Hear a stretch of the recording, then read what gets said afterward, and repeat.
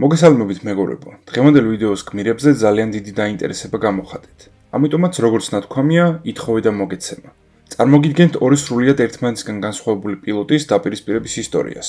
ფორმულა 1-ის ისტორიაში ისინი არა მხოლოდ ტრასაზე, არამედ ცხოვრების სტილშიც განსხვავდებოდნენ. დღეს მე მოგიყვებით ნიკი ლაუდას და ჯეიმს ჰანტის შესახებ, მათ მტრობასა და ურთიერთპატივისცემაზე. მანამ სანამ დავიწყებთ, გთხოვთ რომ დაალაიქოთ ვიდეო, გამოიწვიოთ ჩვენი არხი და გააქტიუროთ ზარისხილაკი, რათა არ გამოტოვოთ ახალი ვიდეოები. მადლობა ყველას წინასწარ. ჩვენ მეგობარ კომპანიასთან არომასთან ერთად გამოვავლინეთ 3 გამარჯვებული, რომლებსაც ვიდეოს ბოლოს დავასახელებთ. არომა, შენი საყვარელი პარფიუმი ავტომობილში. თქვენ უყურებთ Paddock Memories, ასე რომ დავიწყოთ.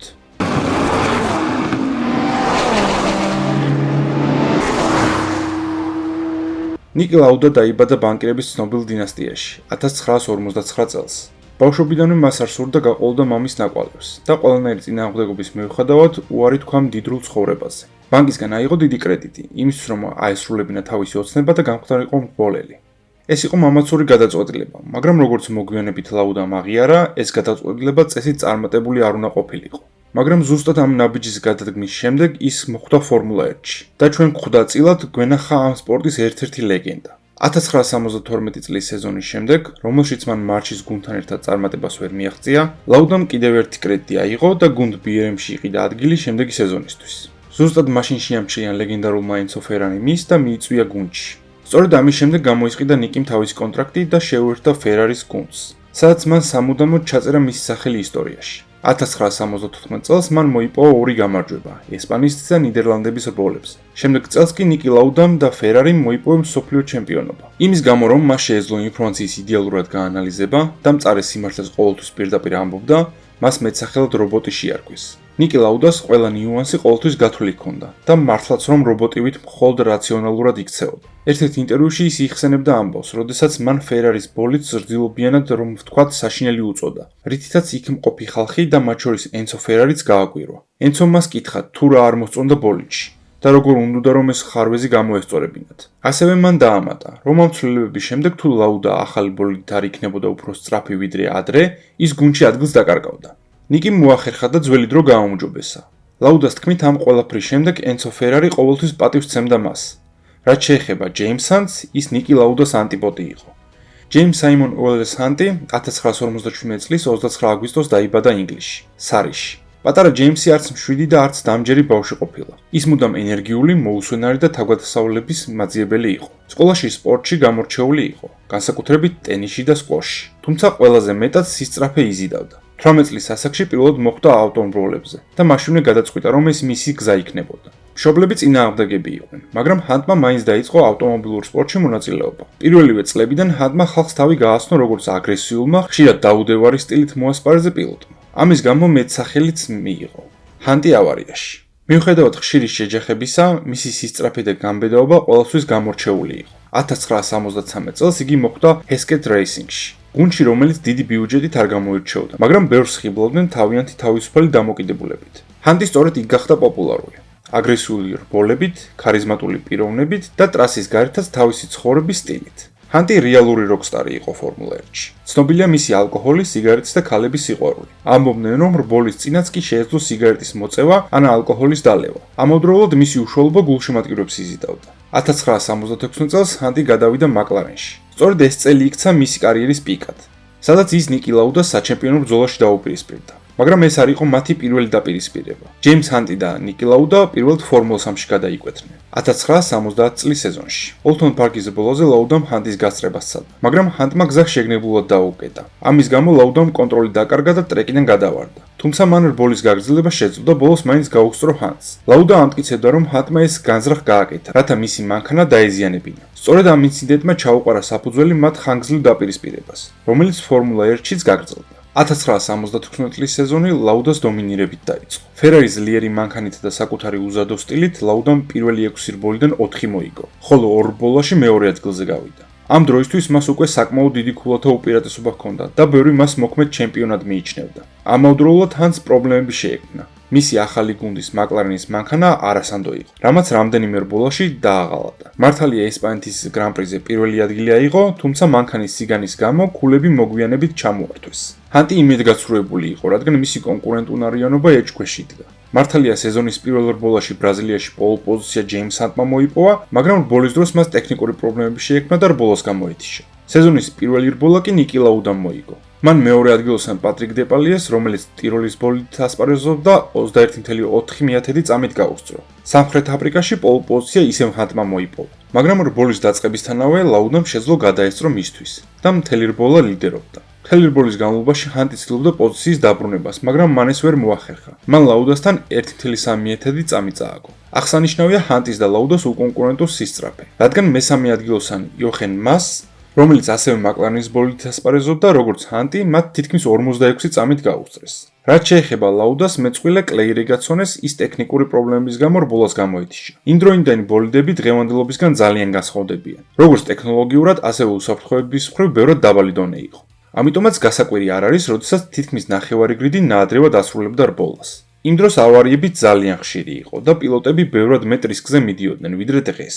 შემდეგ რბოლაში, რომელიც ამერიკის შეერთებულ შტატებში იმართებოდა ლონგ-ბიჩის ტრასაზე, კვალიფიკაციაში გამარჯვება კლეი რეგაცონემ მოიპოვა. ლონგ-ბიჩის ტრასაზე ეს იყო პირველი რბოლა და სულ მალე ეს ტრასა ძალიან პოპულარული გახდა. რეგაცონის უკან პატრიკ დეპალერი, ჯეიმს ჰანტი და ნიკი ლაუდა განთავსდნენ. ამ რბოლაში ფერარის ბოლიდები დომინანტები იყვნენ. რეგაცონიმ სტარტიდან ბოლომდე ლიდერობა შეინარჩუნა. ნიკი ლაუდამ კი მეორე პოზიცია დაიკავა, რითაც 1976 წლის სეზონში ფერარის გუნდმა პირველი დუბლი აიღო. რაც შეეხება ჰანტს, რბოლის დასაწყისშივე ის მესამე პოზიციაზე იყო, მაგრამ პირველივე წრეზე მან პატრიკ დეპაიესთვის გადასწრება ცადა, რა დროსაც ის დეპაიეს და ჟაკ ლატიფი შეეჯახა. სამივე პილოტმა შეძლო რბოლის გაგრძელება, მაგრამ ჰანტის ბოლიდმა კრიტიკული დაზიანებები მიიღო, რის გამოც მალევე რბოლას გამოეთიშა. პატრიკმა და ჟაკმა კი მესამე და მეოთხე ადგილები დაიკავეს. 1976 წლის ესპანეთის გრან-პრი ერთ-ერთი ყველაზე ხმაურიანი რბოლა იყო. პოლ პოზიცია ჯეიმს ჰანტმა მოიპოვა. მეორე და მესამე ადგილი ნიკი ლაუდამ და პატრიკ დეპაიემ მოიპოვეს. ჯეიმს ჰანტი მთელი რბოლის განმავლობაში ლიდერობდა. ლაუდა ცდილობდა დაწეოდა მას, მაგრამ საბოლოოდ მან თითქმის 31 წამი წააგო და მეორე ადგილზე გავიდა. მესამე ადგილი კი გუნარ ნილსონმა მოიპოვა, რომელიც ლოტუსის ბოლიდით ასპარეზობდა. ეს იყო სეზონის პირველი გამარჯვება ჰანტისთვის, მაგრამ ზუსტად აქ დაიწყო დრამა. რბოლის შემდეგ ფერარის გუნდმა შეიტანა საჩივარი, რომ მაკლარენის ბოლიდი რეგლამენტით დაშვებულ ზღვარზე 1.8 სანტიმეტრით უფრო ფართო იყო. ფიამ ეს საჩივარი დააკმაყოფილა და ჯეიმს ჰანტს გამარჯვება ჩამოართვეს, რის გამოც პირველი ადგილი ნიკი ლაუდამ მოიპოვა. ეს ამბავი დიდ სკანდალად იქცა, რადგან მაკლარენი ამტკიცებდა, რომ წესის დარღვევა ტექნიკური ინტერპრეტაცია იყო და მანქანის სიგანე სხვანაირად იზომებოდა. საბოლოოდ მოგვიანებით ივნისში სააპელაციო სასამართლომ ჰანტს დაუბრუნა ეს გამარჯვება და ქულები. თუმცა იმ მომენტში ეს მისთვის ძალიან დიდი დარტყმა იყო. ეს რბოლა განსაკუთრებით მნიშვნელოვანი გახდა, იმიტომ რომ ეს იყო ჰანტის და ლაუდას დაპირისპირების პირველი დიდი სკანდალი 1976 წლის სეზონში. კალენდარში შემდეგი ბელგიის გრან-პრი იყო. ფერარი ამ რბოლაშიც დომინირებდა. კვალიფიკაციაში მათ პირველი ხაზი დაიკავეს, სადაც ლაუდა წინ იყო. ჯეიმს ჰანტმა კი მესამე ადგილი დაიკავა. რბოლაშიც ფერარის კონკურენცია ვერავინ გაუწია და მათ კიდევ ერთი დუბლი მოიპოვეს. თუ არ ჩავთვლით ესპანეთის გრან-პრის, ეს გამარჯვება ლაუდასთვის მესამე იყო, რითაც მან საჩემპიონო ბრძოლაში პოზიცია გაიმყარა. ჯეიმს ჰანტს კი ტექნიკური პრობლემები შეექმნა და რბოლას გამოეთიშა. ესპანეთის შემდეგ მაკლარენის გუნდმა ბოლიდის რეკონსტრუქცია მოახდინა, რის შემდეგაც ის უფრო არასტაბილური გახდა, ვიდრე ადრე. მონაკოს ლეგენდარულ ტრასაზე პირველი ხაზი ისე ფერარიმ დაიკავა.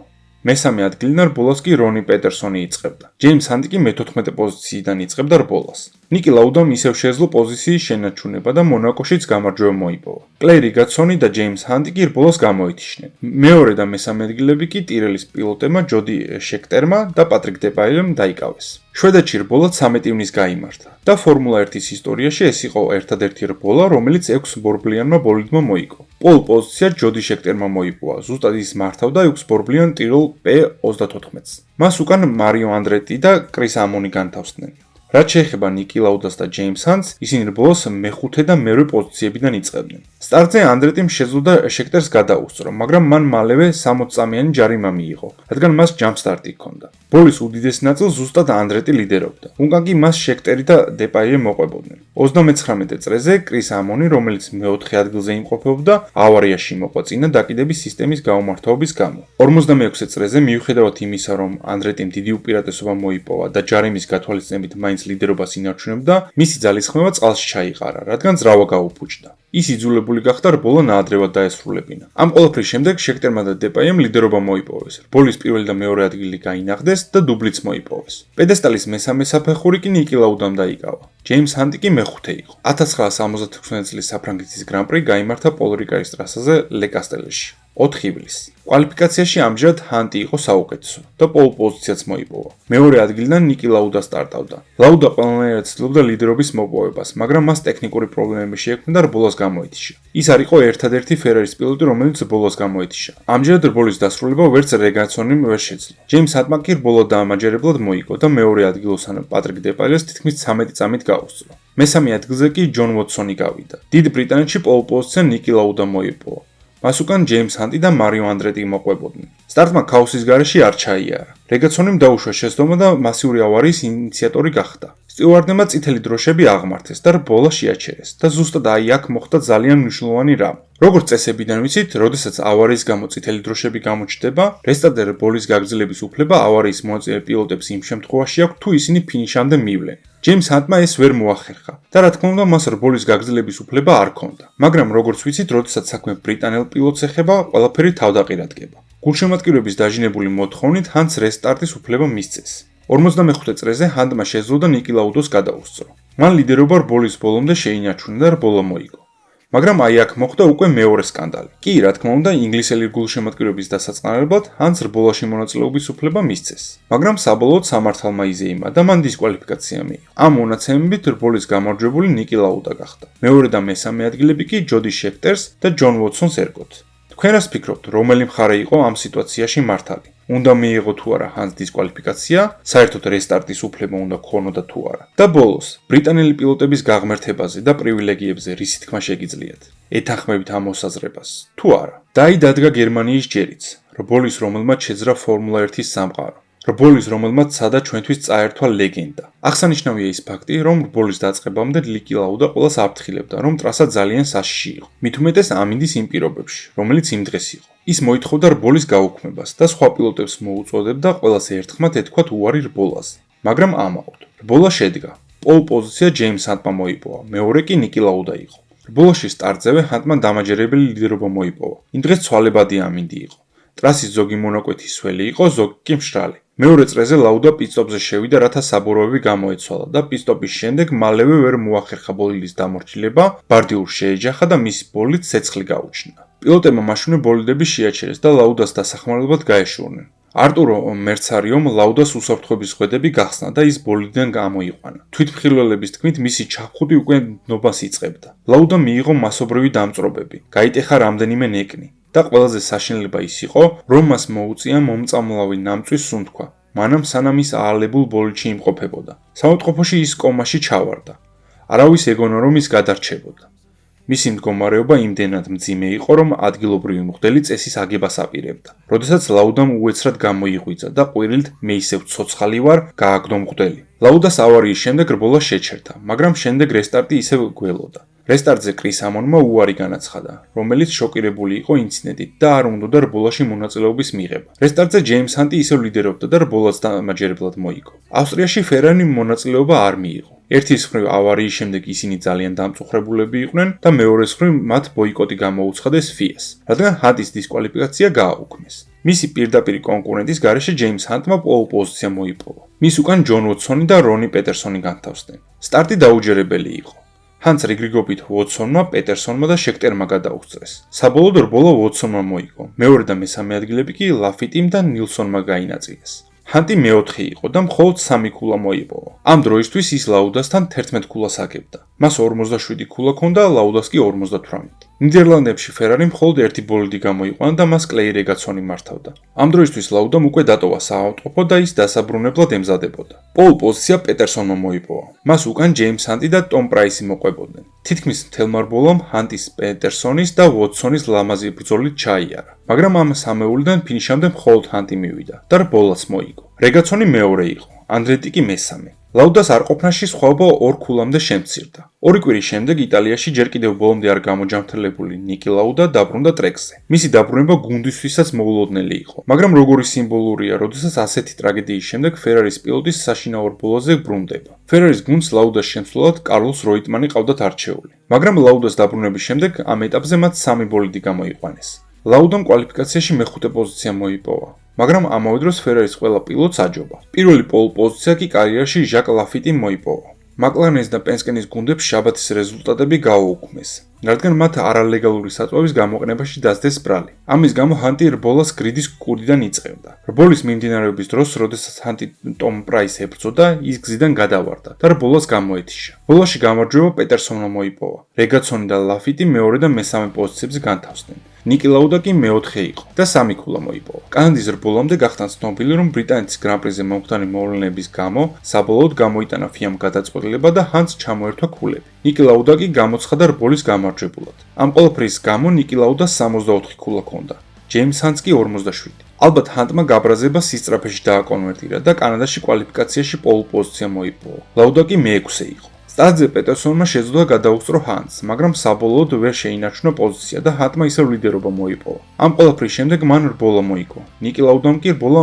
მერვე პოზიციაზე დაასრულა. სეზონის დასრულებამდე 2 რბოლა იყო დარჩენილი. ლაუდას და ჰანს კი 8 ქულა ყოფდა. ამერიკის შეერთებულ შტატებში უოტკის გლენის ტრასაზე ჯეიმს ჰანტმა ისევ პოლ პოზიცია მოიპოვა. ლაუდა კი მეხუთეზე განთავსდა. ბოლის დასაწყისში ჰანტმა ისევ დათმო ლიდერობა. მას ამჯერად ჯოდი შექტერმა გადაუსწრო. მთელი რბოლა ჰანტი და შექტერი ებრძოდნენ ერთმანეთს. მე-14 წრეზე ჟაკი იქსი დაეჯახა რკინის ბარდიურს და მის ბოლით ცეცხლი გაუჩნდა. მან სწრაფად მოახერხა ბოლიდის დატოვება და თავი აარიდა ცეცხლოვან ხაფანგს.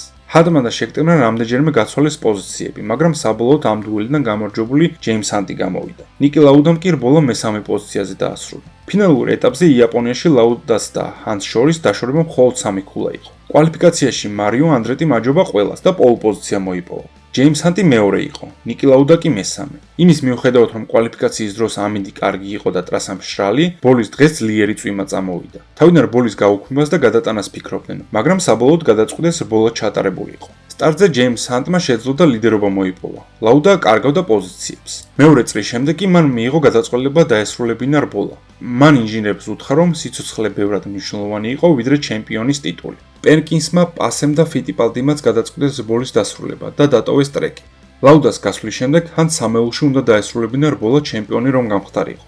ნელ-ნელა წვიმაც შეწყდა და საწვიმარი საბოროები უკვე ცუდად მუშაობდა. ჰან ჯერ დეპაიემ გადაუსწრო, შემდეგ კი ანდრეტი. რბოლის დასრულებამდე 5 წლით ადრე ჰანტი პიტსტოპზე შევიდა, სადაც მექანიკოსებს 27 წამი დაჭირდათ საბურავების გამოსასვლელად. ის რბოლაში მე-5 ადგილზე დაბრუნდა, მაგრამ ახალმა საბურავებმა თავისი როლი ითამაშეს. ის მალევე დაეწია და გადაუსწრო რიგაცონის და ჯონს, რითიც დაბრუნდა მესამე პოზიციაზე. ბოლოს მან თითქმის დეპაიესაც გადაუსწრო, მაგრამ მესამე ადგილით საკმარისი აღმოჩნდა, რომ ჩემპიონი გამხდარიყო. ფინიშის შემდეგ ჰანტი გუნდზე გაბრაზებული იყო, რადგან მათ ადრე არ შეიყვანეს ის პიტსტოპზე. მას ეგონა, რომ ის ჩემპიონი ვერ გახდა. ჯეიმს ჰანტმა 1 ქულით აჯობა ნიკი ლაუდას და მოიპოვა ჩემპიონობა. კონსტრუქტორის თასი კი ფერარიმ მოიპოვა. ეს იყო ერთ-ერთი სკანდალური და დრამატული სეზონი ფორმულა 1-ის ისტორიაში, რომელზეც ფილმიც კი გადაიღეს და როგორც ფილმი მთავრდება ლეგენდარული ნიკი ლაუდის სიტყვებით, მეც მინდა რომ ეს ვიდეო ასე დავასრულო. ჯეიმს ჩემპიონის ერთი ტიტული იყო. მან დაამტკიცა ის, რის დამტკიცებაც უნდოდა, როგორც თავისთვის, ასევე იმათვის, ვისაც მასში ეჭვი ეპარებოდა. 2 წლის შემდეგ ის წავიდა სპორტიდან. როცა მე ისევ ვნახე ლონდონში 7 წლის შემდეგ, მე ისევ ჩემპიონი ვიყავი. ის კი კომენტატორი იყო. ის ფეხშიშველი იყო ველოსიპედით, დაშვებული საბურავით. ის ცხოვრობდა ყოველ დღეს, თითქოს და ბოლო იყო. როცა გავიგე რომ ის დაიღუპა 45 წლის ასაკში გული შეტევით, მე ეს არ გამკვირვებია. მე დამწუხრებული ვიყავ. ყველა თვლიდა რომ ჩვენ მტრები ვიყავით, მაგრამ ის იყო იმ მცირეთა სიაში, ვინც მე მომწონდა. ერთადერთი იმათგან, ვისაც მე პატივს ვცემდი. ის იყო ერთადერთი, ვისიც მე მშურდა. და თქვენ როგორ ფიქრობთ, ეს იყო 2 მტრის ბრძოლა თუ 2 მეგობრის ისტორია, რომლებმაც ერთმანეთი ლეგენდებად აქციეს. მადლობა ყველას, ვინც ბოლომდე უყურეთ ვიდეოს. არ დაგავიწყდეთ ვიდეოს მოწონება და არხის გამოწერა. კომენტარებში აუცილებლად გამიზიარეთ თქვენი აზრი ვიდეოს შესახებ. ახლა კი ჩვენი 3 გამარჯვებული. ესენი არიან: გიორგი ბლიაძე 52-85, გიორგი ბუღაძე და მიშიკო თვალებაიშვილი 540. გამარჯვებულებს გთხოვთ დაგვიკავშირდეთ ჩვენს იმეილზე, რომელსაც აღწერაში დაგიტოვეთ. თუ ფორმულა 1 გიყვართ, შემოვერთით ჩვენს Facebook ჯგუფს Paddock Memories. ლინკს კომენტარებში დავტოვებ, სადაც ერთად განვიხილავთ ფორმულას ირგვლივ მომხდარ ამბებს გასულ და მიმდინარე სეზონებს.